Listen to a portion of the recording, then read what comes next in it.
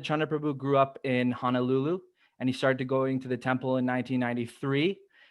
He became a book distributor for many years, and then he sold a book to his, who then was a just a newer person and who became his wife. And they got married in 2002, and they live in Dallas with their three kids. One is semi-adopted, and so she's now settling back into her biological father's home and new family. And now he's, as I said, he's serving in ISKCON Dallas for the past 15 years as a congregational development director. And he's founded the Darshan Room, which is the similar to Krishna Lounge. So I love my panelists very much. They're very dear friends of mine. And I'd like to start it off by saying that why are we having this conversation? So this conversation is very important because many of us may not be fathers yet, but eventually the majority of us will become fathers. So this is a very good discussion to have and to see what we need to prepare for, what experiences we can glean from our panelists, and what Srila Prabhupada has said on the subject. There are a number of things that Srila Prabhupada has said. These are Vaikuntha children. We have to have more children to push on this movement. This is the future of our movement. And so I just want to kind of direct this conversation now to my panelists to just start off us. Also, before I say that, I want to also say that in the chat box, you can ask questions at any time. We will kind of dynamically have this conversation. So if there's any questions that come up, we can take them mid discussion. We're not going to wait till the end. So if you have any discussion questions or comments, we can take them immediately. But first of all, I want to start out with Nityananda Chandra Prabhu. If you could shortly describe your journey as a father and why you think this discussion is very important to have for all of us here on the mantra retreat.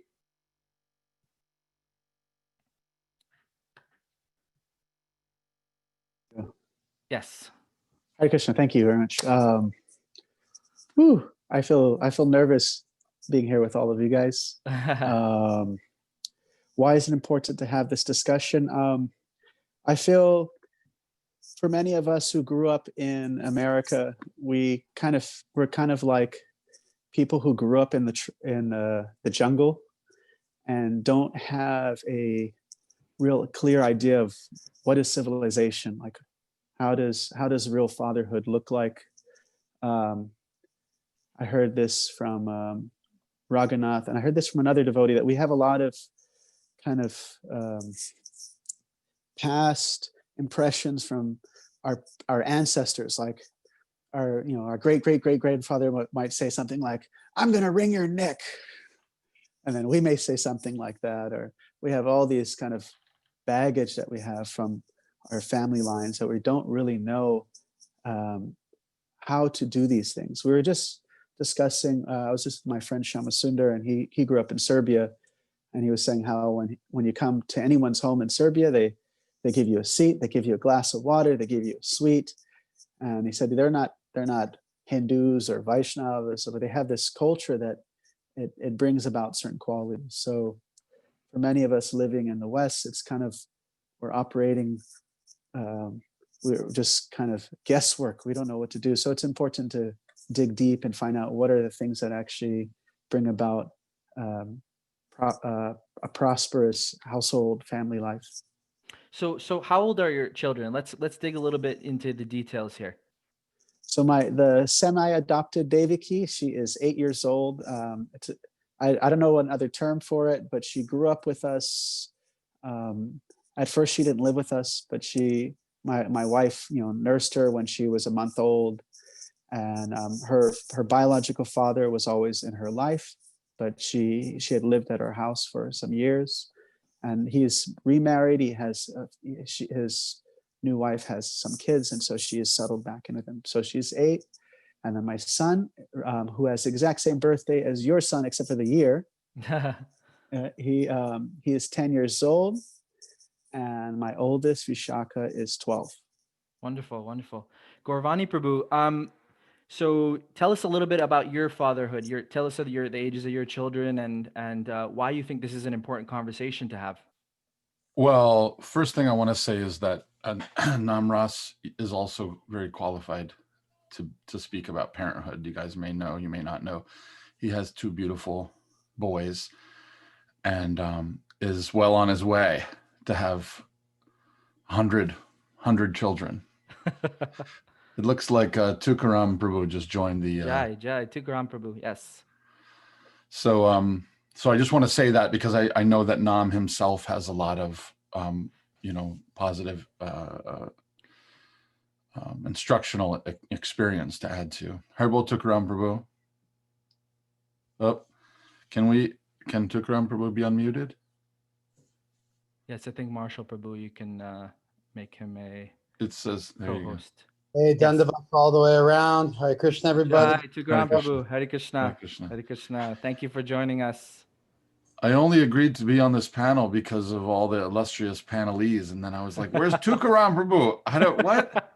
So before you get into what you were saying, Gaurvani Prabhu, let me introduce Tukarama Prabhu. So for those of you who don't know, Tukarama Prabhu is the temple president of the Laguna Beach Temple. He's been temple president for many, many years. He joined Krishna consciousness almost 30 years ago, maybe even more than 30 years ago. What devotees describe him to me is that he's the perfect Brahmana, Kshatriya, and Vaishya all put into one. Is what they say. He's very knowledgeable in Shastra. He's very knowledgeable in martial arts, and he's also very knowledgeable in how to create economic development. You know, he has a business. He has different businesses and things like that, and he has about 6 children, I believe, and some of them are grown up. And he's just a wealth of knowledge. So we're very honored to have Tukarama Prabhu here with us as well. So Tukarama Prabhu, I'm just going around and asking questions to our panelists. So Gaurvani Prabhu, continue with what you were saying regarding why you think this is an important conversation to have about fatherhood. Well, first thing I just want to say is if Tukarama Prabhu is a perfect example of Brahman, Kshatriya, Vaishya, I'm a terrible example of a Shudra. No, I've known Tukarama Prabhu since I was just like a goofy teenager, just kind of coming back into Krishna consciousness. And we've had a long-standing friendship that's lasted through many ups and downs and many years. So Tukarama Prabhu is like an elder brother to me. And I often ask him for his thoughts and his thoughts tend to be very shastric, you know, that they come from source material, you know. So Hare Krishna. And Hare Krishna Nityananda Prabhu, nice to be on a panel with you. I've been in that home. I've been in the darshan room. I know the vibe. So yeah, I think, I mean, the simple reality is that we're so influenced by the way our parents raise us. You know, it shapes us in such a powerful way. So the way that we deal with our kids is their primary initial and primary introduction to Krishna consciousness. You know, and by no means am I putting myself forward as an example of someone who's doing everything right. I am just a struggling parent trying to figure it out, you know, with my own samskaras and my own challenges. So, but I know how important it is. And I often will say to people, devotees who are concerned that they're doing something wrong raising their kids, they'll ask me like, you know, Prabhu, you're a nice devotee. Like, what can we do so that our kids will grow up to be like you and whatever?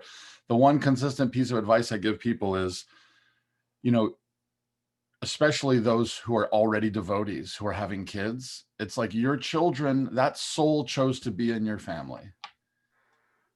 So your job now is just to not screw it up. Like all you have to do is try your best to not put up any obstacles in their desire to be Krishna consciousness because they chose to be Krishna conscious. They chose to be in your family. So all you have to do is try not to put up obstacles to their natural inclination towards Krishna consciousness. I don't know if that's great advice for everybody, but Anyway, That's wonderful advice. those are my thoughts. Thank you. Yes. Thank you. Tukarama Prabhu, if you could please tell us a little bit about your family life in the sense of how many children you have and how that has been, and also why you think this is an important topic to discuss about fatherhood. My wife and I have been married for going on 23 years now. And before that, I was a brahmachari for about 8 years, 9 years. And we have 6 kids together, ages 3 to 18, 19, 3 to 19, 4 boys, 2 girls. That's my family situation. As far as this conference, I was thinking about it today, just in my mind, kind of preparing.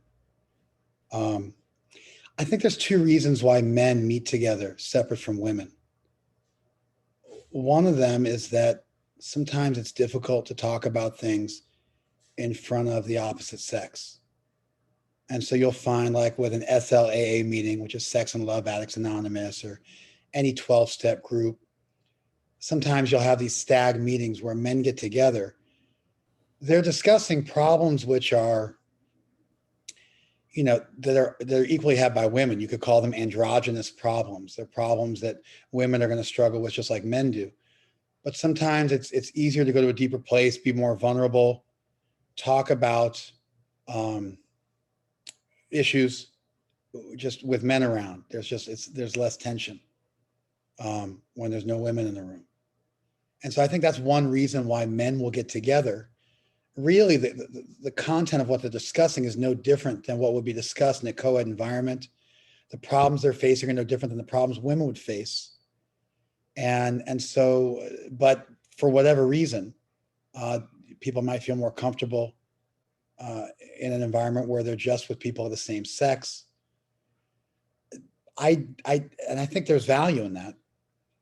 The nature of just the very title of this discussion, which was fatherhood, nullifies that being the reason why we're together. Because fatherhood is intrinsically linked to your sex, that we're men. Only men are fathers, women are mothers. And so now you get into a conversation where beyond, androgynous advice, Gaura Vani's advice would be just as good for women as it would be for men. Now you can ask yourself, a little bit more of a poignant question, which is, what is it about being a man that's different? What is it about being a male parent, a father, that's different? And so what duties and responsibilities would attend to that? What do we have to watch out for? How do we troubleshoot that? What things are specific to us as men? And then that would be, a reason to have a conference titled this. We could have a conference on parenting and just have men attend. But when you call it a conference on fatherhood, now automatically you are discussing what is specific to the male of the species. And I have a thought on that. Please. Yeah, I'll continue for another minute or two. Yes. What makes men, how men differ from women, and therefore what's the core of what it means to be a father, because being a man is a precursor or a prerequisite to being a father. What makes us different? If I had to distill it down to one thing, it would be strength. And when I say strength, I mean physical strength. Men are physically stronger than women. And when you're physically stronger, it means you can fight better. There are ways to equalize this. You can use weapons. And that actually becomes a problem. Like a lot of times police officers who are not trained in physical combat, hand-to-hand combat, they'll deploy their weapon prematurely. And as soon as they introduce a weapon, now they've introduced lethal force into a situation and things escalate. And sometimes police officers end up shooting people because they don't know how to deal with things in a non-lethal way. And so they end up going to the extreme and they knock it up to a 10. Men are physically stronger than women. And therefore, if you want to be a father, you should cultivate strength. Now, the world comes in all sorts of shapes and sizes. Weapons, to some extent, like I said, can allow weaker people to become stronger. But when you look at what it is about being a man that's different than being a woman, and therefore what's about being a father that's different than being a mother, it's that we're stronger, physically stronger. There may be other differences too. They might be a little more difficult to prove, but this one is pretty easy to demonstrate. Men are physically stronger. Physically stronger means you can fight better. Fighting better means you can protect better. And therefore, fathers are responsible for protecting their children from harm. I don't mean this in some abstract sense. As soon as you make it abstract, now we're dealing with things that women can do just as well as men can do. Women can protect their children by putting them in good schools, by earning a good livelihood, by moving to a good part of town, by teaching them values, by teaching them dharma, morality. Those are all things women have an equal share in. But what is it that makes men, what does it make fathers different? Why would we be meeting to talk about fatherhood instead of parenthood? I think it would boil down to, we're talking about the necessity of cultivating strength, of using that God-given talent that we have and using that for good to protect our children in a very primal way, in a very physical way. We are protectors. That's what it means to be a father. In that sense, Kshatriya is generally broken down in folk etymology into Kshatriyate, one who protects from danger is a Kshatriya. In that sense, all men are Kshatriyas because all men have this responsibility. They may not be working in a career, but Vaishyas and Shudras need to fight to protect their children. They don't just run and cower and leave it up to career,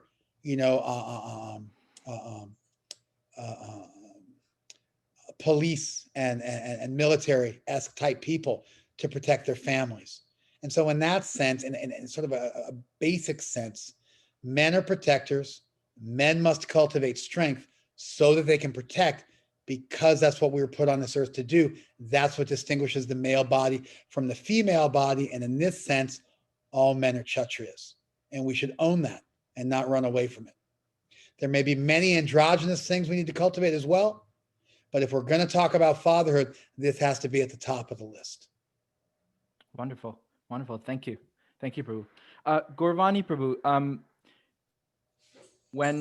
so hearing what Tukarama Prabhu said, protection and strength. So what are your thoughts on how to protect children, like when they're young? So some of us may not even have children. So how does one prepare oneself? How does a man prepare himself for fatherhood?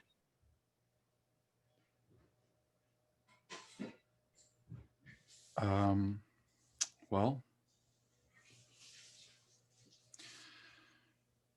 there's an interesting conversation where Srila Prabhupada's talking about, it's a conversation in Mayapur where he's talking about, kind of a controversial conversation where he's talking about education and he's talking about Varnashram.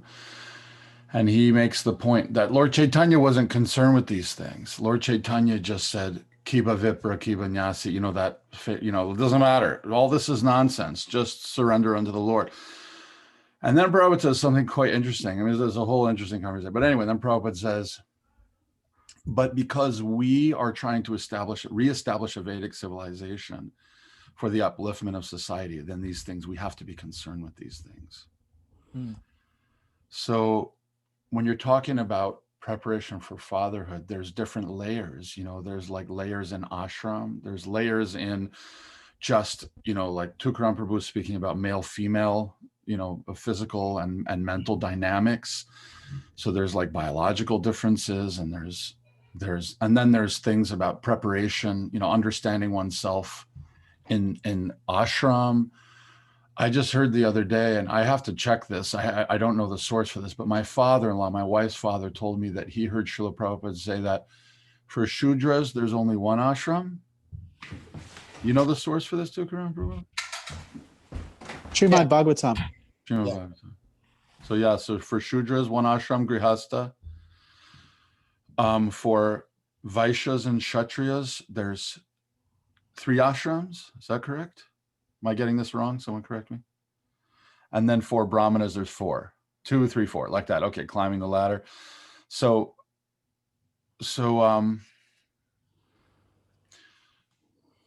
the point is that, preparation, and then we of course know that Srila Prabhupada says that you shouldn't get into a relationship of dependence if you're not really, my read on it, and not unless you're sincerely trying, like sincerely, authentically trying to uplift those people to the best of your ability, you shouldn't be getting involved in those relationships of dependence, whether we're talking about marriage, children, or disciples, So preparation for fatherhood is it's a pretty big thing. And I know that Apurva Prabhu earlier, he tucked in that little thing in the previous conversation about the 50 rounders. So then there's like this conversation about like, what are we doing to actually prepare ourselves for having children, like the actual act of inviting a soul into the womb. That's a whole other thing for preparation, right, which Prabhupada was very specific about.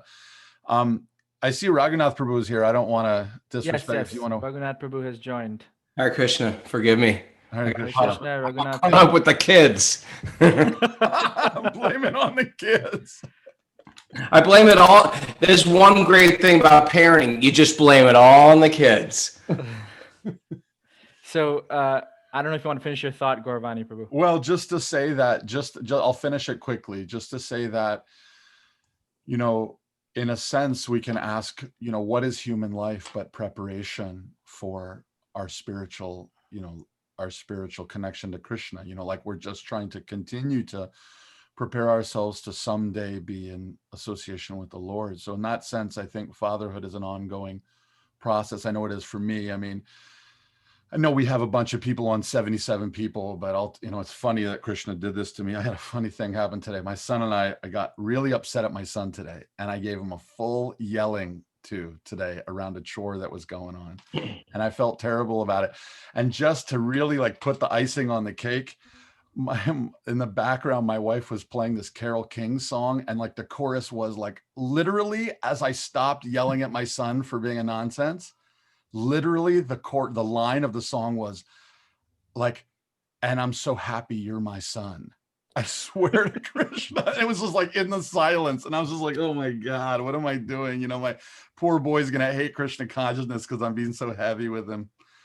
Anyway, it's an ongoing thing. It's not an easy thing, and there's no quick, Right.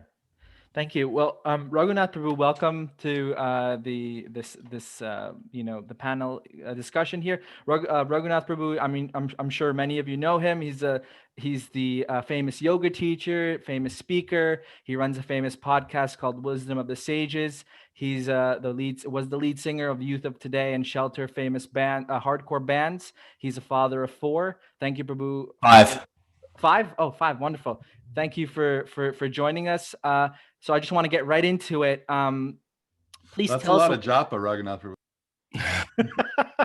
Please tell us a little bit about your children, their ages, and tell us why. Actually, no, just go into that, and then I'll have another question for you. Well, I married a lady with 2 children, I raised them since they were 4 and 5. Now they're in their 20s, and they live back in California near their birth father. And then me and my wife had 3 children on our own. Our oldest is Sachi. She's 15. And then Rake Krishna, he's 13, and a 6-year-old Tarun Govinda. Wonderful. So, Prabhu, we're told in Krishna consciousness, that we have to be detached from things. But we have so much love for our children. So how do you balance those 2 things? The detachment and attachment. We have to balance those. So how would we do that? First of all, thank you guys for inviting me. I don't really feel qualified. There's a lot of very evolved devotees here. And I don't live a very conventional Hare Krishna lifestyle. And this question is incredibly relevant to me because when I first fell in love, got married, etc., or before I got married, I was trying to figure out like, okay, I have 2 little kids now that I'm like getting into a relationship with a woman with 2 kids, and I can't just get her and not the kids. You got to get, when you marry a woman with children, then you're buying the entire deluxe package. And this is the first piece of advice I'd give any new person who's thinking about marrying somebody with children. Always treat those children like they're your children. Never treat them like they're steps or they're others or they come second. That you're marrying the entire package. Now, my problem was that investment in love is it's very precarious, because if for some reason I love them and something happens to my wife, the father would immediately take those children back because they were in an acrimonious relationship. So what do? How do I love these kids? And it comes up to this, really powerful point you're making is, how do you love and be detached? How do you love and realize you don't own, you don't possess? And I think that is the slack line we're all on in Bhakti Yoga. How do I go in this world giving love, giving affection? Because if we do possess, you're going to feel it. If you are loving from an inauthentic place where I want to control and I want to possess and I want to own, it's gonna hit you when the objects of your possession get ripped away from you by the cruel hands of time or by just life in general. I will share something incredibly vulnerable. I gave my heart to these two little boys, but at a certain point, it's very, very difficult to co-parent when their parents are completely on different pages. And so I got the lesson with both of these kids. As they got older, they just sort of like 180 degrees on me. And I really, to me, I like sacrificed everything. I was like a competitive martial artist. I was 7 days a week. I did yoga 7 days a week. And I had so much freedom in my life. Tukarama Prabhu knows my whole story. And I just said, you know what? That's over. I was in a band. I toured the world in a band, made a chunk of money and didn't do anything. And at that point I said, you know what? I'm going to get a regular job. I'm going to teach yoga. I'm going to be here for the kids. So in one sense, I feel like, okay, I'm going to invest in love. And sometimes you go in there expecting something back. And so to the degree that these guys sort of like, as they got to past puberty, way past puberty, they did it like 180 degrees. And truthfully, since they left home, I really haven't spoken to either one of them. They don't keep in contact with me. I'm sharing this not as a drama queen, but I'm sharing this as a person who's been learning how to love, yet not being possessed, not being attached. So there is, lessons I learn in the material world that aren't always sweet, but we own nobody. All we can do is love for the few moments while we're here. And ultimately, the real repository of our love, Bhaktivinoda Thakur says, what worth is there in all of my sons and my home and my rickshaw, whatever they were driving? But we invest our love in so many places, but what real wealth is there anyway? Really, I have one real relationship, and that's with Krishna. And that's the repository of my focused love. And anyone who comes into my universe, I will love them. I will treat them with a certain type of dignity and care, but I don't possess nothing in this world. Even my birth children, who were like, they're nice devotees, they look like me, they make the same gestures and head motions as me. Then the attachment goes real deep to those kids. My stepkids, I love them. I treated them like, I never called them my stepkids, but the kids that look just like you, that you raised from birth, there's every chance that they could just say, hey, go to hell, Dad. And I got to be ready for that, because that happens too. You know why? Because I did it. You know what I mean? It took me years later to come back and appreciate everything my parents gave me. But that's what happens as kids go through puberty and grow up. And so it's a delicate line. I hope I didn't talk too much. I don't know what Please, there's a timer going on, but forgive me. Nityananda Chandra Prabhu, would you like to comment on that? Well, Hare Krishna. Well, first, I just want to nice introduction for Raghunath. How many people give Bhagavatam class to over 1,000 people? No, it's 10,000 people daily to Wisdom of Sages. You got 10,000 listeners daily. So, and a little comment about Tukarama. I told his son that I would beat him up if he didn't give me some nectar. His son is the youth MMA champ of the United States or the world or some kind of. And he said so his son replied to me, said he taught me how to be tough and simultaneously humble. And I got one little other nectar thing that I read this morning I just want to share. It was Krishna. He was very mad at Mother Yashoda, and he didn't want to see Mother Yashoda after she tied him up, and he was freed by Nanda Maharaj came and freed him. And she had been fasting for 3 days. She hadn't eaten, and Nanda Maharaj, the queens were saying, "Oh, why don't you go see her? Who's going to play with you?" He said, "I'll drink Nanda's, the milk from his cows, and who's going to play with you?" He said, "My father, he is the emperor of all gamesters." So I thought that was a cool term, emperor of all gamesters. Sorry, those are just things that were on my mind. But Sure. so what was the question? Please comment. Yes, comment on how to balance attachment to your children, as well as the detachment that we should have when it comes to the world and like that. So please comment on that. There's a very interesting purport in the 11th canto, or it's a very interesting verse, and the verse says, how can a fallen man fall even further? And in the purport, it says that for a Sudra to drink, it may be, that may be good for him. But for a Brahmana, it is horrible. And it says similarly, for a sannyasi to be attached to his wives, very bad. But for a grihasta, very good. Meaning that there should be some attachment there, because that's the proper stage, or the proper facility for that attachment to be situated in a way that that person can practice their spiritual life and grow.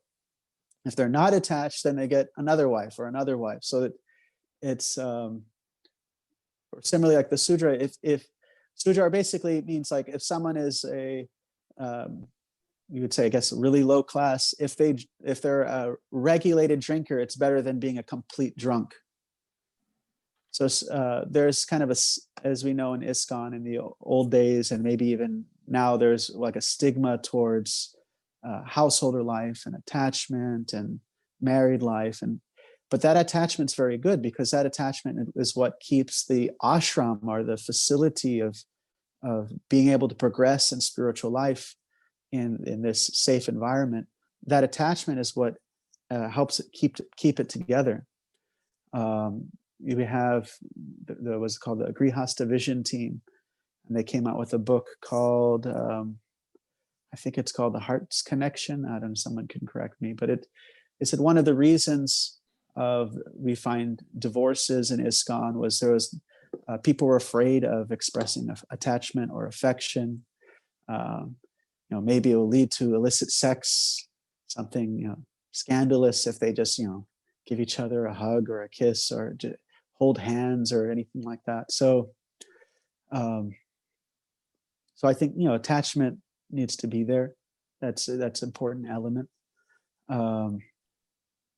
Like Raghunath said, we don't want to be.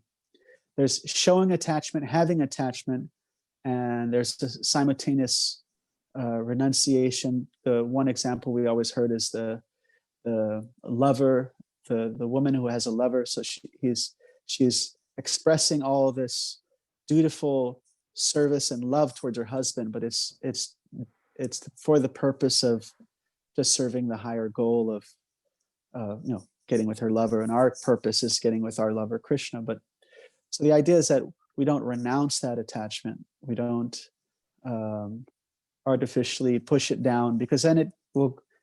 If we're in this ashram, we're in the ashram for a reason. So that attachment will burst up in some other way, as someone was mentioning, like a person could be in a work environment and some lady who's feeling vulnerable or feeling in a type of, she needs some help, and so she might bring about that desire. Oh, let me help this woman, and then it leads to some attachment and another illicit relationship. So the attachment to wife, family, all those things actually should be there. Okay, thank you. Tukarama Prabhu, what do you feel are the biggest challenges being a devotee father in this day and age?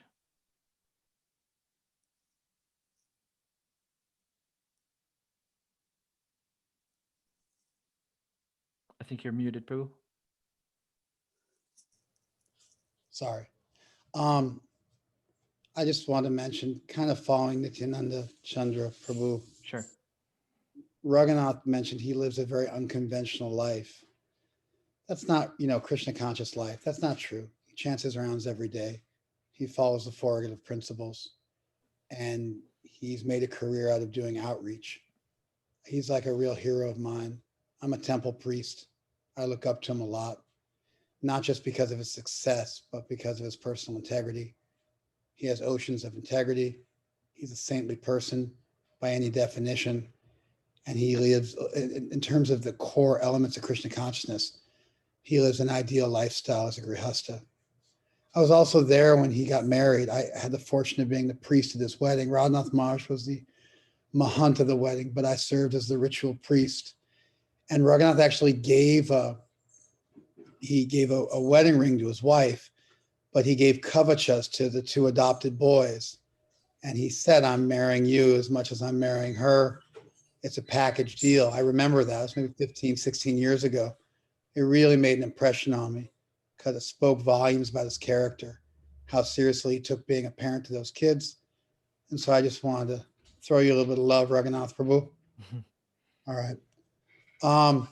Nityananda Prabhu, just before I answer Namarasa Prabhu's question, just because you are my Guru Jana, you're Prabhupada's disciple, and I've known you since I was 15 years old for over 2/3 of my life.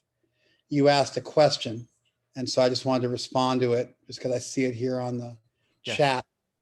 I made kind of a controversial statement, and I tried to give some evidence for it. But Nityananda, I didn't have time to fully flesh out my thoughts. I didn't want to just take over and be a jerk. And so Nityananda Prabhu mentioned that Srila Prabhupada did not seem to possess a very muscular physique or great physical strength. And so when I pointed out that fatherhood depends on being a male, and being a male is fundamentally calculated by your strength, how are we supposed to understand Prabhupada in that light? So I want to just address that real quick because I felt it would be disrespectful not to respond to what you said at the first opportunity. I think when you get older, you become a lot more androgynous. Women actually go through menopause and their estrogen levels fundamentally drop to almost nil, and they become quite androgynous. Men do go through something similar. They call it menopause sometimes colloquially, but testosterone levels in men drop substantially. A lot of men remain virile, which means they could have children up until their final days. They still have motility in their sperm. But men become a lot more androgynous when they get older. And so some of the things that make us men have to transform. And we become a lot less sexual beings as we get older. So much of Vaishnavism is asexual. It's about transcending sexuality altogether. Even if you look at Chaitanya Mahaprabhu, he's very much an androgynous deity. He's Radha Bhava Dyuti Suvalitam Krishna. He's Krishna with the sentiments and complexion of Radharani. So even our understanding of Chaitanya Mahaprabhu is very much of an androgynous deity. And when we look at our saints, our Gaudiya saints, the closest thing we have to model our behavior off of, they lived very asexual existences. They did not participate in kind of male culture. And so they were parents to everybody. And they were, if you were to look at what the equivalent is for a woman, it's nurturing, because women carry children and they lactate. That's the definitive feature that really distinguishes women. Somebody else brought up men are also providers and protectors because they provide income as the main earners. But that's only in a traditional model. A lot of times in modern models, women will be the primary earners in the household. Men may stay home and take care of the kids. So when I was thinking about this, I tried to think about what is it fundamentally, not just that makes you a parent, and then we're having a stag parenthood meeting, but what makes you a father? And so the best I could come up with was strength. You found Prabhupada swinging kartals at the heads of, hold on one second. Hold on one second.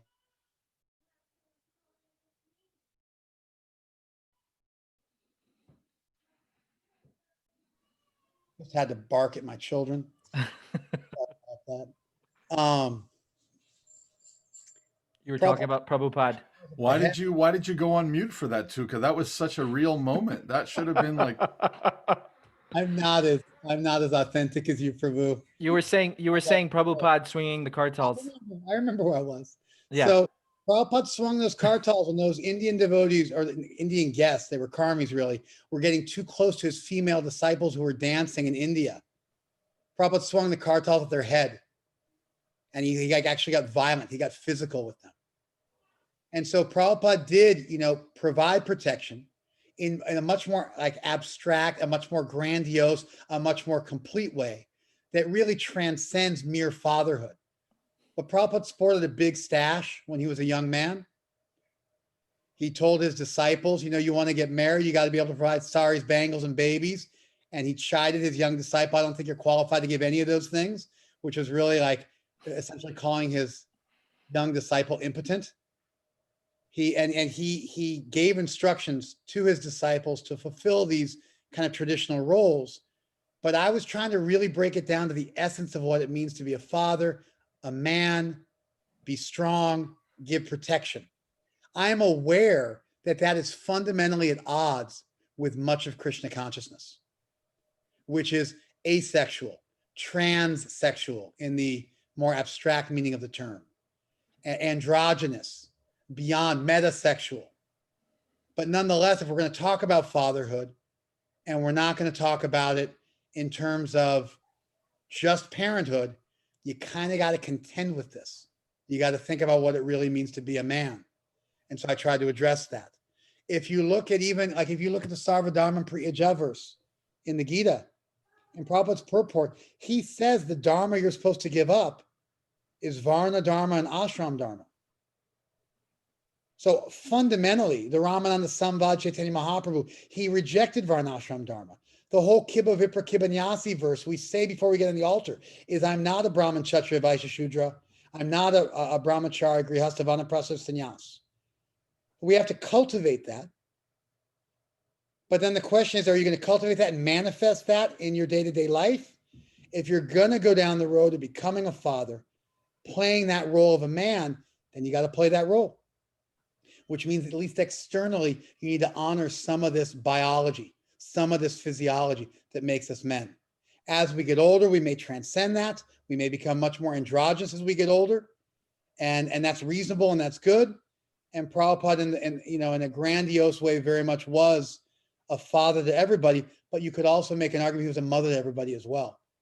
And that becomes a beautiful thing amongst Vaishnavas, how they're able to hew those things together, very harmoniously and synergize them. But this wasn't about parenthood. This wasn't about transcending sexuality altogether. This was about fatherhood. And so the scope of the discussion limits at least me some way, in that I want to speak to this issue. And I think it's something which isn't talked about. We spend a lot of time talking about androgyny. We spend a lot of time talking about going beyond sexuality. And we don't spend a lot of time thinking about what it means to be in this body and playing these roles. Anyway, I think more time than I should have taken. So I'm going to skip the question you offered me, Namarasa, and we'll just move around. And Nityananda Prabhu, of course, I'll call you afterwards and you can give me your thoughts. In short, please I want to hear what is the biggest challenge being a devotee father in this day and age? If you can just succinctly, just so I won't take too much time, I hit on a big one. We're told to cultivate androgyny and to transcend sexuality altogether. So much so it's almost impossible to have a meeting without speaking about transcendental values and parental values. And it's tough even for devotees to think about what it means to be a father. And so we have to balance that with actually providing parental roles. We have to balance those two things. So I already said it, and so I'll just go with that. How's that? Yes. Okay. Thank you. Gaura, Vani Prabhu, if you could comment on that question, what is the biggest challenge? Are we going to get a chance to hear some of your realizations now? Why don't you share that? Why don't you feel that one? No. I've not been a father as long as you guys have. So you have to. We want to hear from you, please. I will say something, but please, you take this one. Okay, because you're more qualified. What is some of the biggest challenges being a father? Like I want to kind of frame this, like, for the devotees. For the most of, I understand, like, most of the people here, they're young, they're not fathers yet, maybe they have small children, so it's maybe something for them to show them, what to look out for, or how to, what difficulties may come up, because you're farther down the path than they are. So just to give a little bit of insight. Well, one thing just came to mind. One of the first sessions from this weekend was from Candra Prabhu talking about the importance of Gurukula. I don't know how many devotees saw that or were listening to that. So many great sessions. I got to hear many of the sessions, and it's fascinating. Beautiful session, Mahatma Prabhu, that you were sharing so deeply on challenges of the pornography and the psyche of sexual domination, all this stuff. It was important stuff. Thank you. One thing that just came to my mind is Candra Prabhu. He said a lot of really wonderful things, and then, kind of as a throwaway at the very end, he said, I mean, obviously we don't want our kids reading Harry Potter. It was like one of the last things he said before he got off his session. And I was leading kirtan with my son, and hopefully we're going to be doing some kirtan again in a few minutes. And I just thought, I can't come on after that and just let it go. So I said, when we came on, I was like, my son has read all the Harry Potter books. He's read them all. I don't know what else to say, but it's a fact. But he's also playing mridanga nicely, and he is sitting in kirtan with me. And so that's a thing. And so, as someone who was raised in the movement, I think one of the challenges that I'm still facing is how to teach our kids to choose Krishna for themselves. And it's really a challenging thing because, you don't want your kids to go out into the world. I mean, I was one of these kids where, you went out into the world and you realize, like, there's girls and there's coolness and there's music and there's and I'm not any of these things. I'm a total loser from their perspective. Like, I don't have anything to give any of these people. When I first left Gurukula, that was kind of how the social construct was around me. Like, I have nothing of value that these people, I don't rate at all on their radar. None of these people that I'm now associating with, the entire world that I was entering into, from my perspective at the time, right? So what I struggle with my kids is to figure out how to equip them so that they have the tools to be able to say, hey, I know this thing. I can do that, and I can do this, and I can do that, but I choose to be a devotee. Somehow or other, elevate. And this is a point that's not connected to your question, but it's something that I would like to share in my very limited realization of Srila Prabhupada's teachings. I think Srila Prabhupada was saying, being a good father is like way up here. And being a devotee is way up here, right? Like, it's not that he was saying, like, being a devotee is here, like, pretty awesome, and everything else sucks. Just like everything else below it is just dumb. I think Prabhupada was saying, like, these things that are at the top of what everyone values are nothing compared to Krishna consciousness. Not that out of some spiteful, kind of like cold-hearted, myopic view of things, he just like pushed everything else down as useless, you know? So I think it's really important for us to understand, you know, that being a good parent is actually part of being, like Prabhupada, we've heard this so many times, a perfect lady and a gentleman. That means being a really good parent, you know, and we're talking about fatherhood. So, you know, so for me, as a father, and as, you know, in a traditional sense, as the, you know, primary guru role in the family, so to speak, you know, I take responsibility. Not that my wife's not, my wife was a Brahmin before I was a Brahmin. So my wife's been more qualified than me for years. But for me, in my attempt to embrace my role in my family, my understanding is, how can I equip them in such a way that it elevates Krishna consciousness to something so valuable, important, more important than all these other things, and yet give them the tools that they can succeed in these other things, but the impetus, the enthusiasm somehow to still choose Krishna above all of that. Sorry for speaking. No, that's a great point. Raghunath Prabhu, how do you, in your life, in your fatherhood, how do you help your children to, like Vani Prabhu was saying, choose Krishna? Great question. You know, by the way, the more I'm looking around the people that are here, it's like I'm very, very humbled. Sringananda Prabhu, Mahatma Prabhu, Apurva, these guys are all incredible examples of dads, and I really feel like I don't have much to share, and I'd rather just sort of hear. So forgive me. As far as getting my kids to have a taste, or to get that taste, we live also not in a gurukul. My kids were never raised in a gurukul. We don't live around a temple. There's devotees peppered wherever we live, but it's sort of like a dysfunctional, sort of messy thing. I really loved to preach, and I really sort of take my temple wherever I go, so to speak. I'll do a yoga class and then have a kirtan and then have a thing. And I got to this point where and I take groups on pilgrimage. So I got to this point where I'm really inspired, but my kids are not getting that because I'm going home and just being dad. And so I've started praying sincerely about how can I do this at home. So then we got a bigger place and we started doing programs at our place.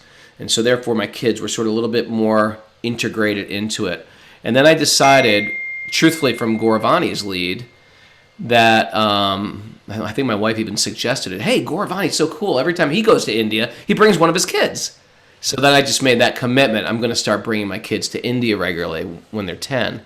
So twice a year I get to go to India, 1 year in January, usually for about a month and a half, and I'll bring my entire family. And then every October I take a group on pilgrimage, and then I take one of the kids on that. And I think just the association of the fun and the joy of holy places and in India. I mean, for Americans, what do? They go to a carnival, right?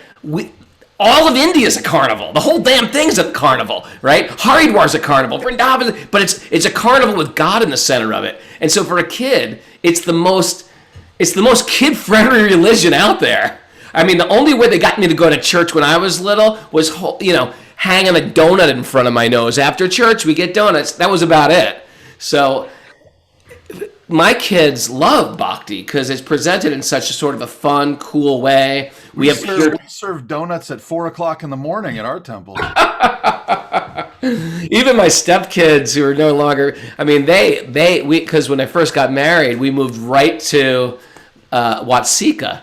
And so, my older one, who was 6 at the time, we'd go to the morning program with them right before school. I'd take them to greet the deities, and then I'd somehow meet us back at the apartment across the street.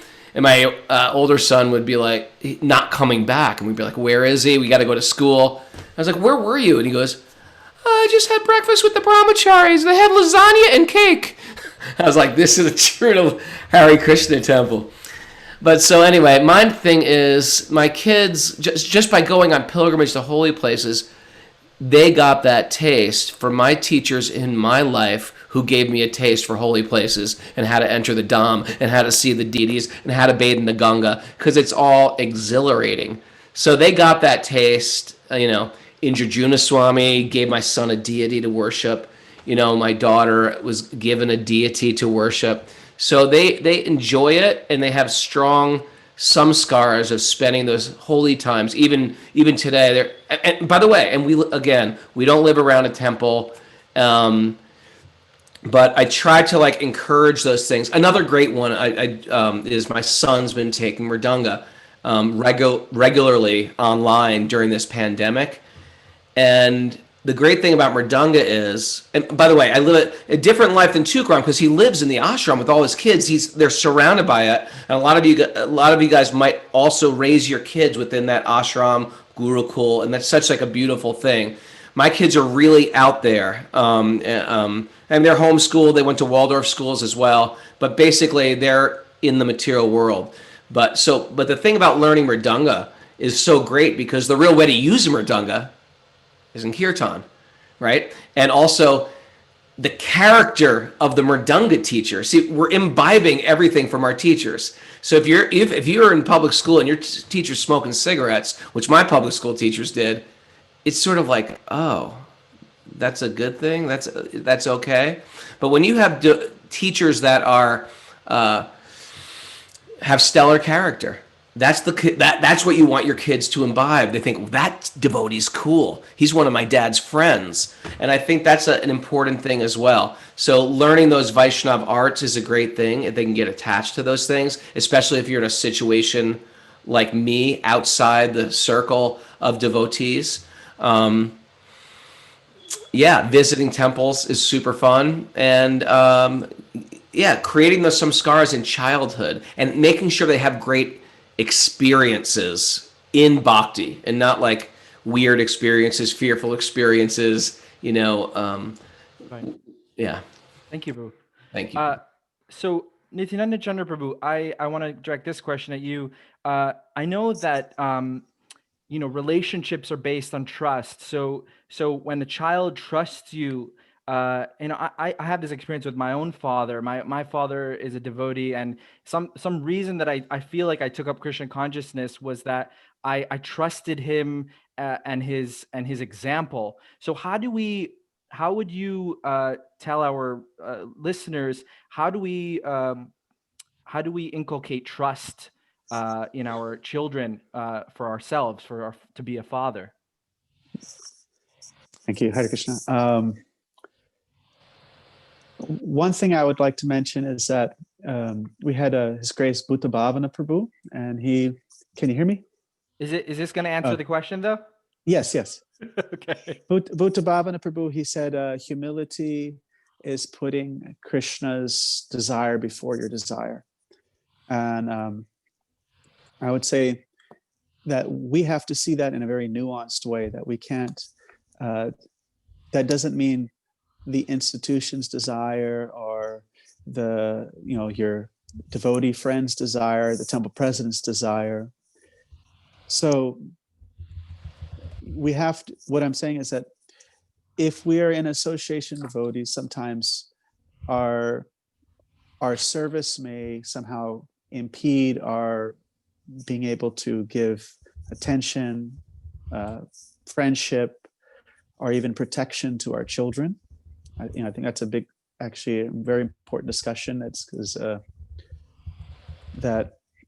So for them to feel that trust, they have to see that we are actually we're there for their protection. We're not putting for example, the Janmashtami that we had this year with our family. The kids said that was their most favorite Janmashtami, because usually, where's Dad seen at Janmashtami? I'm the temple priest, so I'm nowhere to be found. I'm running here, I'm running there, and so there's not, for Janmashtami, it doesn't mean the joyous celebration of Krishna's birthday. It means I'm alone, maybe with mommy, mom and kids are always alone, and that just means the festival of Krishna's birthday, Lord Chaitanya's birthday, this festival, that festival, means I just don't see my father. So I think we have Tukarama Prabhu, Gaura, Vani Prabhu. Many of these devotees have sacrificed a lot of their time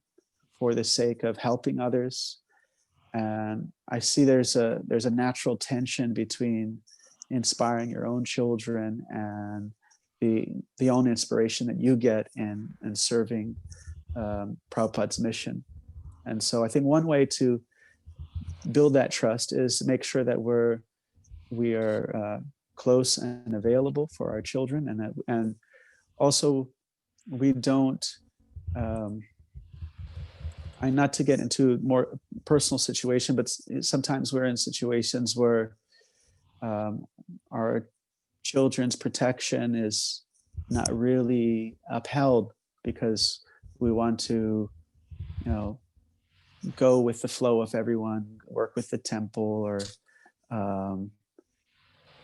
it's kind of put on the second level. I don't know if I can't get too much into detail because it's a little personal, but right, but you're point. saying to attention, and because you're the children like the Janmashtami this year because you were there, and we all did Abhishek together at home, and wonderful. This is their most favorite Janmashtami. So right, and for us, we may find it so fun. Oh, I talked to these great people. Like one Janmashtami, we did kirtan at the city hall.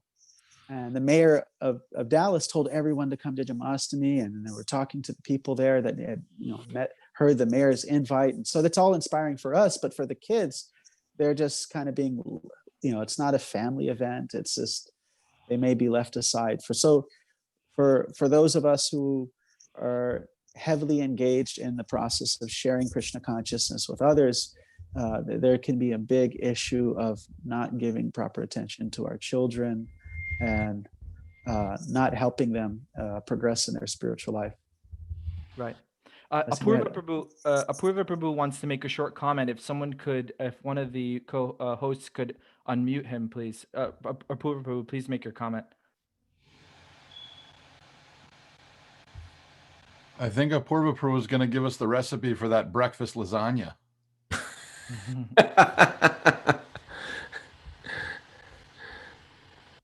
Is he able to be unmuted there? Yes. Thank you so much. I just wanted to say, first of all, 3 things that we really gave to our children in as much as we could. One was transcendental sound vibration. From the moment they were in the womb, we went every day in New York to the whole morning program. And when they came out of the womb, we brought them with us. We just didn't leave them at home. We walked across the street, brought them all the time. Transcendental sound vibration, morning program. Number 2, when we had them with us, we tried to the best of our ability to give them love and lovely prasadam. And I think we were part of that same group, like in New Vrindavan, that we kind of put our kids in the responsibility of different Gurukul situations where we were separated from them long distance. Our son went to Vrindavan, our daughter went to Lake Connington or whatever it was. And there was a long times of separation. So there was a lot of pain there and some disturbing things happened. So, but when we were with them, we always gave them our everything. And that's, I think, what has made a big difference in their life, especially transcendental sound vibration in the home, bringing them to the temple, the festivals, letting them experience the full Krishna conscious program. Thank you. Wonderful. Thank you, Apurva Prabhu. And we see that your wonderful children have grown into such wonderful devotees. Tukarama Prabhu, I'd like to direct one question at you. A lot of questions I hear from my peers are that how does one balance sadhana and raising children. So you have 6 children, and so you have gone through that, that fire, so to say, of raising children. So if you could kind of enlighten us about that, some question regarding that, how to balance sadhana and your own Krishna consciousness as opposed to the Krishna consciousness of your children.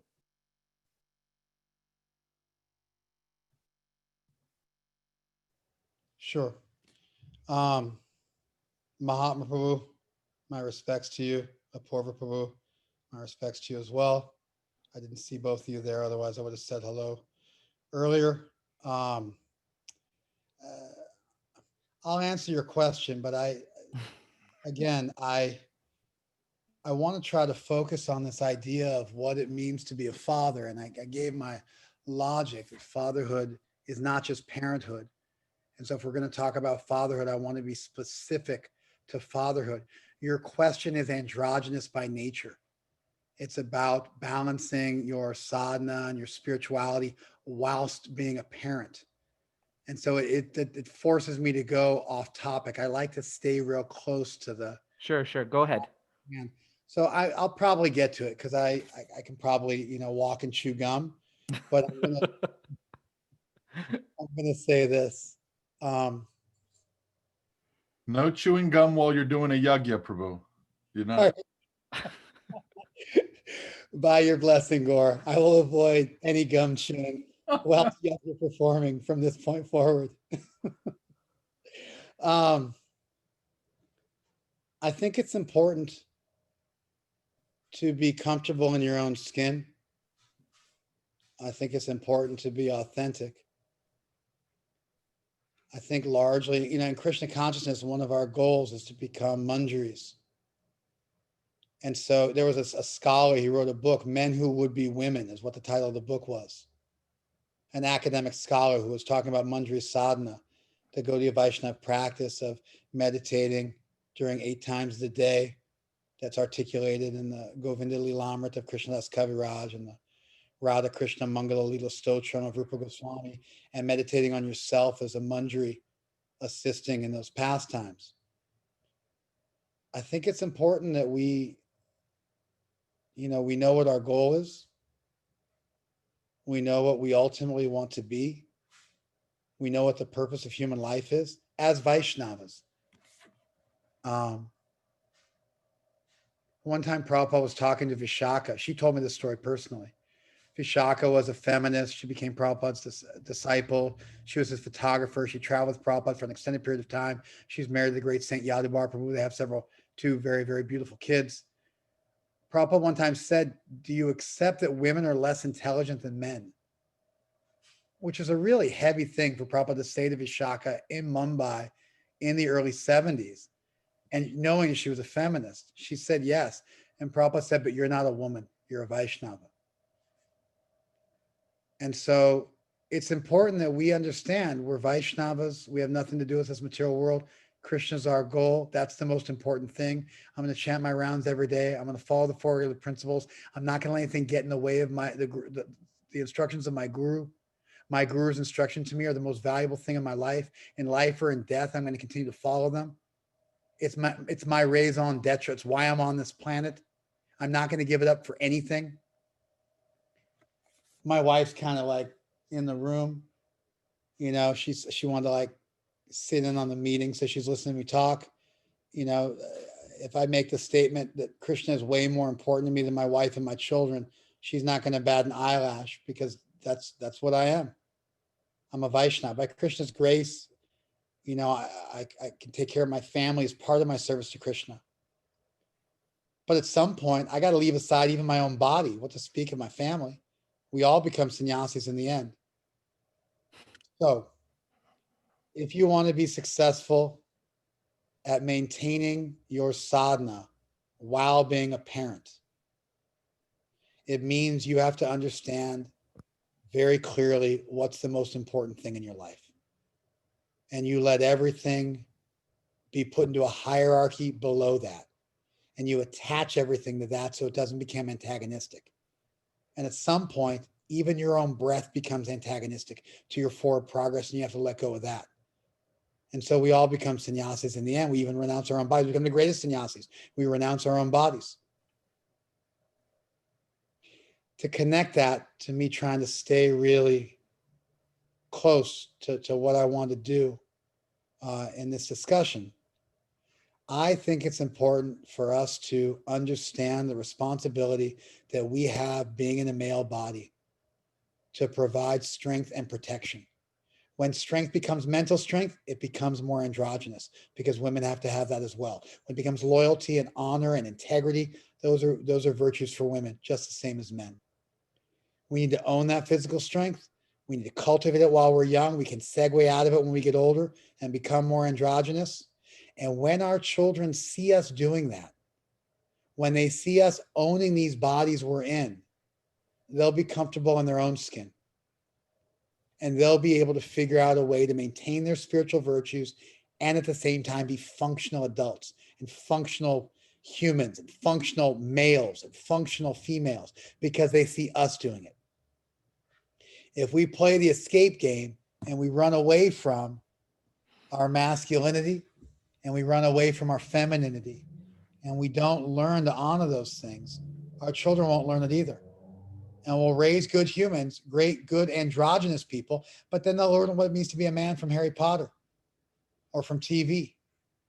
Because they're going to need somebody to teach it to them. Unless you plan on raising sannyasis, unless you plan on raising androgynous kids who are so transcendental, they aren't able to, they never play that game.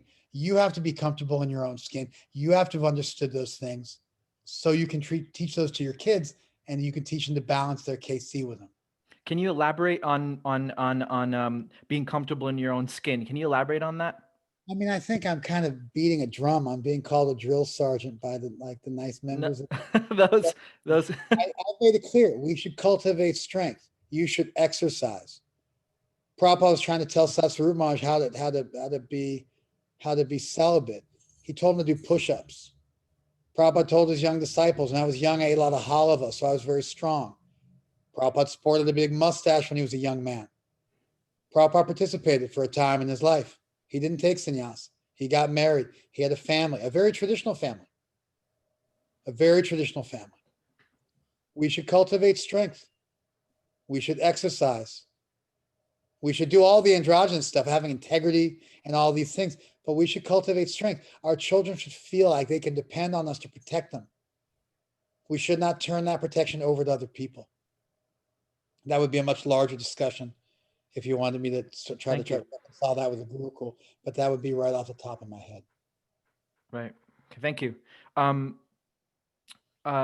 Prabhu, so how do you balance giving your children Krishna consciousness in childhood versus with other things such as this is a question from some other devotees, such as music, movies, other things that are not Krishna conscious? How do you balance that? My wife's not a practicing Hare Krishna. At the same time, she has like parameters of how much media we want them to consume on a regular basis. We didn't give them phones. My daughter just got her first phone, and so we try to keep them away from electronics, which can really, they're a real slippery slope because it's the information age, and there's a lot of demonic information out there. So your question is, how do I balance it out? I don't think I have to balance them. The culture itself. I mean, we live on a farm. My son in the pandemic goes to a 5-boy schoolroom in the forest. That's what he's doing for school right now. It's a homeschool pod. How old is he? He's 13. My daughter goes to a private all-girls school. She's been homeschooled for 3 years and then went to a Waldorf school before that, which classes are very small. They become like your classmates become like your brother and sister. The entire push of the pedagogy is do not give your kids media. So it's still it's rationed out. It's peppered in on like a weekend. We'll watch some movie, but even still, movies are. I mean, my kids know who Satrugna is more than they know who Goofy is. and it comes from sort of like because my wife doesn't live the Gaudiya Vaishnav life. If they want it, they're going to have to get it. They're going to have to get it from me. So I have to take a big role in adding that to their life. Otherwise, school, friends, culture, that's going to come anyway. Fortunately, we live in a place that's disconnected with most of the. There's no malls around us. There's not even. We live in a one-horse town, and we've got forests and creeks and ponds that they play with, and all their friends are also homeschooled and stuff like that. So anyway, to make a long story short, there's material culture still creeps in. If I want to give them bhakti, then I'm gonna have to go out of my way and make it a point, and we have that too. Right. Thank you. Vani Prabhu, what devotional services do you think are most engaging for children? Oh, Gaurvani's getting ready for his kirtan. Nityananda Prabhu, do you want to take that question, please? Yes. I think, was it Gaurvani who mentioned? No, it was Raghunath who mentioned about the mridanga playing, the mridanga practice. Mm-hmm. Yes. That you see that the devotee kids who can play an instrument, they get so much more absorbed in kirtan than, say, if you can't contribute, musically to the kirtan, you may hang out there for a little bit. But if you know how to play an instrument, then you see them play for hours and hours and hours. So as an important building block for the devotional service, I think if you can try to get your kids to learn how to play an instrument, like he said, you can only use mridanga for kirtan. It's not really useful for anything else, and in that way, there's some deeper absorption there. Mm-hmm. We have a lot of nice devotee, no longer youth. They all have kids, and the ones that are here in Dallas that are in their 30s and 40s, and the ones that don't play instruments don't seem to get as absorbed in the kirtan. They hang out for a little bit and then leave. But the ones who can play, they'll jam out in kirtan for hours. So I think that's a very beneficial thing of Gaudiya Vaishnavism. It's very kid friendly. And Nityananda Prabhu, do you find it important to have many children, or how did you come to your number of you said two of your own? And I think that was just naturally our desire to have many children. I've seen parents that have one kid. They really don't know what it's like for other parents that have more than one kid, because we kind of envy the parents that have one kid, because their kid will sit in the Bhagavatam class, or this kid will like sit in the pujari room, and they just kind of get this training that they just tag along the parents, and they just do whatever the parents do. But once you have two or three, they're like, no, you guys are going to stop doing what you're doing, and you got to make your life around what we want. And so, like, if ever we had our kids in the Bhagavatam class, it's a horror story. It's like they're start pinching each other, pushing each other, and it's like impossible. So yeah, if you have one kid, we feel like there can be a tendency of the person to become a little bit selfish, but they also, they seem to be able to easily tag along and follow whatever their parents are doing. You have many kids, they have a lot of friends, they can play with each other, they can entertain each other, but it becomes very challenging to try to just do your own thing, that you're doing your own program, like do Bhagavatam class or all those things, because they kind of fight for their own to create their own environment and atmosphere. And right, sorry, it's a little harder. One is like, there's that story of the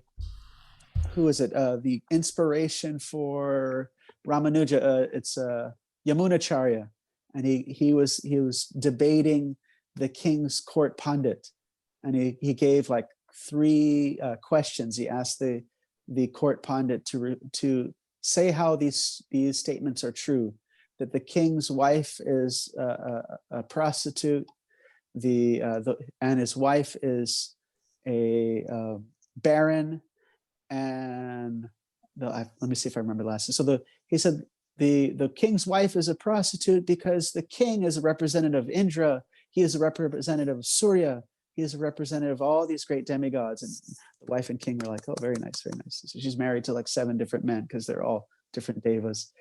And he said the wife is barren because she only has 1 kid. And there's some obscure reference in the Vedas that says a woman with 1 kid is still considered barren. I was wondering, what does that mean? But it seems like, yeah, if you only have 1 kid, it's not as much as a challenge as having 2 or 3 or 4. It's like it's a whole different ball game. Right. And Tukarama Prabhu, I know you have 6 children, and forgive me for my androgynous questions, but if you could just humor me, would you encourage devotees to have more children? I would encourage devotees not to use birth control. And then you'll have whatever size family you have. Right. I've never used birth control in my life. So my family is based on the fact that I follow the 4 regular principles. Right. Great, great advice. Vani Prabhu, would you like to comment on that? Big families, for someone who doesn't have any children yet, should they strive to have a big family, or should they keep it small? Or Tukarama Prabhu's comment really took it, but if you could comment on that. Yeah, go ahead, Gaura. I gave you a layup there. Go ahead. My favorite part was I liked Namarasa Prabhu trying to come up with some adjectives to describe his feeling for your comment. He's like, that was great and specific and interesting. I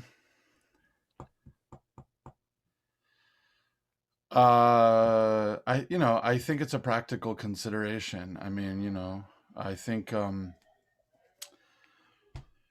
think we need to be able to take care of people properly, and the thought that comes to my mind is this idea of Prabhupada saying, okay, we kind of have enough devotees, let's boil the milk down a little bit, kind of thing.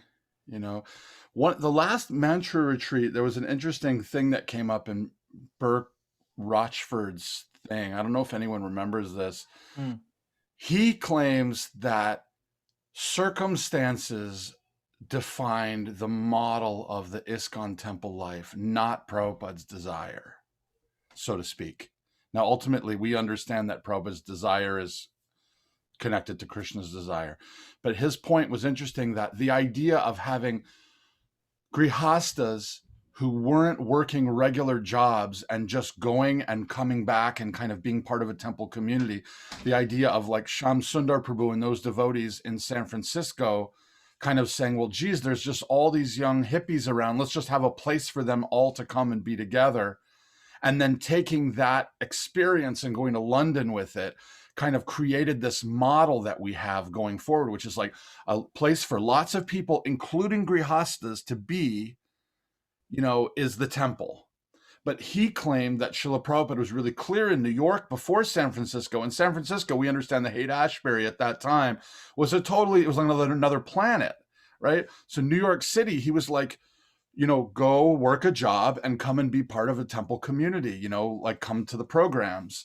So I think in connection with this question, I think it's maybe an important thing that we have to be able to take care of our societies, the growth of temples, the growth of communities, the growth of our families. It has to be based on our ability and our desire to care for each other, and if we can do it like Tukarama Prabhu and have a family, free from controls, then, we should do that, and for other devotees, I think there's like a responsibility maybe to be, I'm not going to be able to do that. So, like maybe I should be a little bit, more careful about, what I'm planning to do, I think it depends on circumstances. And I think our responsibility is to raise the kids that we have in the right way and raise the family members, that we have in a loving environment. I think it's important to consider these things. I don't know. Right. Thank you. So we have 1 more minute left. I just wanted to thank all our panelists. It was a wonderful discussion. I really appreciate you all coming on. And something I want to take away from all of this is that it seems like a big theme is to be an example for what you want your children to be like. You know, and show them how Krishna consciousness can be fun, it can be rewarding, it can be cool as well. So and also what Tukarama Prabhu was saying is very also very profound, that what is it to be a man, not just what it is to be a parent, but what is it to be a father.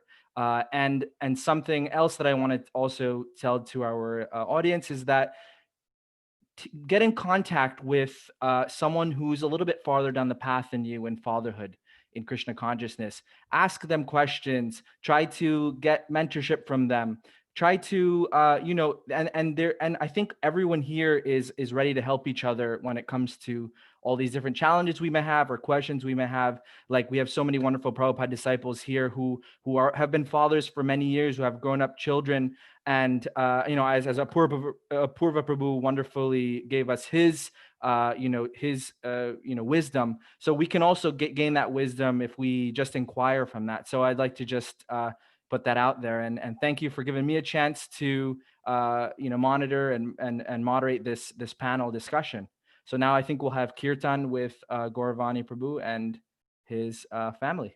Actually, Namarasa, we're just going to have a few announcements before we do that, and then Sure. we'll go and end with the kirtan. So I just want to, we're wrapping it up here. We're down to our very final part of our weekend together when we go into Gaura Vani's kirtan. And before we do that, I just especially want to take some time to thank a whole lot of people, and start with Namarasa and Raghunath and Tukarama and Gaura Vani and Nityananda Chandra in this last panel. This is really important when we wanted to end with this, because it is, as you all expressed, it's such an important responsibility for devotee men. We're not all going to be fathers, but many of us are. And we do know that in the early years of our movement, it's something that we really didn't understand very well. We didn't know how to do all the things that you were talking about, Namarasa, how to balance it, how to be strong, how to set good examples, how to understand how to live in the world. And I think the variety of men that we've heard from and what they've done with their own experiences in Krishna consciousness is really helpful. And in part, we see that there really is no one specific formula. I mean, we're all individuals, and our wives are going to be individuals, and our kids are going to be individuals, as Raghunath was making the point with the kids. And our responsibility as fathers and as men is to understand that. And as you said in your wrap up, to make sure that it's fun and it makes us rewarding. I think that's really important. It's really especially important messages. So thanks to that panel. I want to thank all of the presenters. I'm going to read their names again real quickly over the weekend. Kunteya Prabhu, Gaura Vani was here tonight. He led the kirtan. He's going to do it again. Bhuta Bhavana Prabhu, Yadanath Prabhu, Partha, Mahatma, Amala Harinam, Dapa and Chaitanya Charan, Gopal Leela, Madhvacharya, Vrindavanath, Bhakti Marg Swami with the beautiful drama that he organized, and then of course the panel that we just ended with.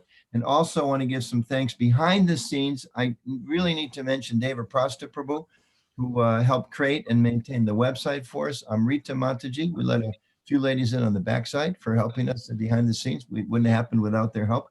Amrita was helping with communications. Billy and his team for marketing and promotion. Divyanam Prabhu in Richmond came on to help with registration the last few weeks. Really appreciate it. And all the different temple leaders helping to promote the event. And Partha's wife, previously described in an earlier session as his beautiful and intelligent wife, for helping with the planning. And she was really instrumental the first 2 years and has continued to be an important part of all the planning for the last events that we've had. A couple other things we want to let everybody know. Everything's been recorded, and you'll be hearing from us within, I don't know exactly. It depends how much, if there's editing we have to do, a few days, maybe a week, 2 weeks at the most. We'll get those recordings out to you, and for you to go back and look in the sessions that you were not able to attend, or ones you'd like to listen to again. Also, we'll be sending a survey out. It won't be a long survey, but if you can look for that. And when you get it, please take a couple minutes just to give us feedback to help us plan for next year's event. This is the third event, and hopefully some of the kids that we were talking about in the fathers panel, some of you fathers, your sons in the future will be carrying the event forward. We like it to be something that continues on a regular basis. One thing I want to mention, I found out just a few hours ago that His Holiness Bhakti Marg Swami when he was preparing that beautiful, beautiful drama we saw. Wonderful. And then Sringananda gave a full 5-star review when he spoke after the drama earlier today. Beautiful contemporary presentation of Yudhishthira challenge at the dice match. Maharaj just happened to mention to me in a conversation that he spent $1,000 renting camera equipment over 3 weekends to pull that together. And if anybody out there feels inclined to maybe send an extra donation that we can reimburse Maharaj for those costs, that'd be great. We'd hoped on the basis of the donations that we'd asked, I don't know how much money's there now, to offer some kind of honorarium to the presenters. Not sure if that's going to be a nickel or $1, or some of you may have chipped in a lot. Maybe we're going to send Namarasa $1,000 to his college fund for his new child. I'm not sure. We'll go back and do the numbers. But we do want to try to contribute something to help with Maharaj. So if you like the weekend and you like the drama, particularly, if you want to go back on the retreat site, mantraretreat.org, send some money, that would be great. Next year, we're hoping COVID's going to be gone. I think that's the plan if Krishna desires it. And next year in New Vrindavan, live, face-to-face. I know Nityananda Prabhu was there the last couple of years. Vani was there. Amala Harinam was there. Purva Prabhu was there. Many others who I'm seeing that are on with us tonight. So we certainly don't have dates or anything yet, but want to remind you that when we do next year, ideally, we will be able to also have face-to-face. There's some talk about maybe we do one a year face-to-face. I know Namarasa was also there. Your father-in-law was there in New Vrindavan. So maybe we'll do one face-to-face, maybe do one virtual. These are some of the things we're going to toss around amongst ourselves. So 2 more things, and then we're going to go to Kirtan. I want to especially thank our core team. Ananda Madhava Prabhu, who came like out of nowhere, entered my life like an angel a few months ago, allowed us to have a virtual Vaishnava Christian dialogue. Then he said, Ananda, can you do it for the men's retreat? He said yes, and out of that, this whole thing happened, because it wouldn't have happened without him. Marshall, who's been tremendous, he's been helpful for the last year or so in planning for this. Raj, who played Yudhishthira in the drama, but also he was our admin guy in New Vrindavan and saved the day a couple years ago, and he's been part of the team ever since. Partha, who really is our rock, he doesn't just cut down trees in Canada. He's also there to offer a lot of really good insights and planning for what we do. And then Ashish, who kind of joined us just a week or so ago, but really established and helped us get over some of the technological hurdles. So thanks to all of those devotees, especially. And of course, he's on my screen now. His Holiness Bhakti Marg Swami, who ever since he and I spent a few days walking across the last few miles of California on his cross-country walk in 2017, when this idea really kind of took root, has been a tremendous inspiration. And especially this year, Maharaj, I mean, we know how it's complex for you to put a drama together with a group of live guys on stage with only a few days of preparation. But this is a whole new genre for you to do it on film and to record it. And you did it in the middle of the COVID pandemic. And in Canada, you can't even hang out with more than 10 people. So somehow or other, you incorporated the entire Battle of Kurukshetra with less than 10 people, and the dice match and everything else was really wonderfully done. So I want to thank all of those people. And then we're going to end with a couple words and a poem that Bhakti Marg Swami had written today in appreciation and honor of the mantra retreat. So Mar's going to read his poem, and then maybe we'll open up for just, we'll unmute everybody for just a moment and allow you to offer your thanks to the recent panel that we heard. And then from there, we'll go to Gaura Kirtan, and that'll wrap it up for the mantra 2020. So Maharaj, go for it. Yes, thank you, Anuttama Prabhu. And being that it is the month of Kartik, when we remember Krishna as the naughty little boy against his mother, Yashoda, and we offer in our different homes and temples, diyas, lamps. So I think that all the presenters this weekend are like, they were like lamps. They were definitely lit, and they offered themselves to Srila Prabhupada and to Lord Damodar. So I just started to write something this morning, the origin of mantra, and here it goes. It was somewhere near Oakland in California, where people drive everything from a Harley to a Porsche. Anuttama and I were ambling on our humble feet as traffic whizzed by like a roaring missile fleet. We got to talking about an absolute need. We had this idea that manifest like a seed, a retreat for conscious men who will open up, get drunk on nectar brimming to the top of the cup. The bonding, we thought, would be most valuable, a feeling that would rub most palpable. There was very good reason to have such a meeting. We delighted in the thought of talks, sports, and eating. So we assembled together, our first in 2018. The venue was in the gorgeous Appalachian Green. It was exciting, it was fresh, it was new. We felt the presence of the Supreme Male, who's blue. A time when we took a break from Maya's sting. The entire retreat was very highly stimulating. We got to grow, glow, and learn to be better men, sensitive, protective, like a rooster to the hen.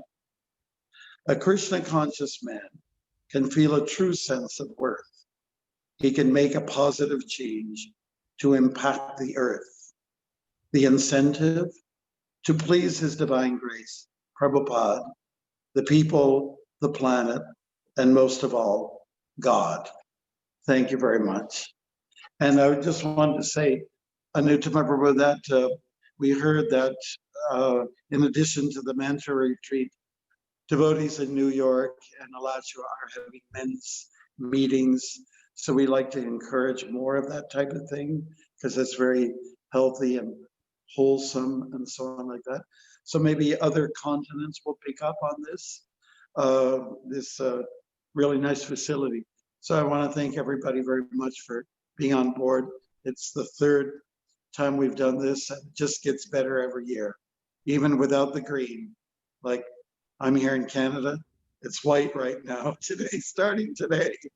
And so thank you very much and look forward to being out there. I'm always open to helping out anybody in any way. Thank you. And I just want to say, I never was a father, but I do feel like I'm a dad to so many people. Hare Krishna. Hare Krishna, thank you much. Ananda, can you open up everybody's, take off the mute and everybody, and we can rather briefly and say thanks to our last. Hare Krishna. Hare Krishna. Everyone, Prabhu. all the panelists. Hare Krishna. Thank you so much. Hare Krishna. This was awesome. Gaur Pramanande Hare Hari Krishna. Bol. Thank you all. It's awesome. Thank you all. Thank Hare you so Krishna. much. And hang on for Gaura Vani doing the kirtan, the last wrap up kirtan.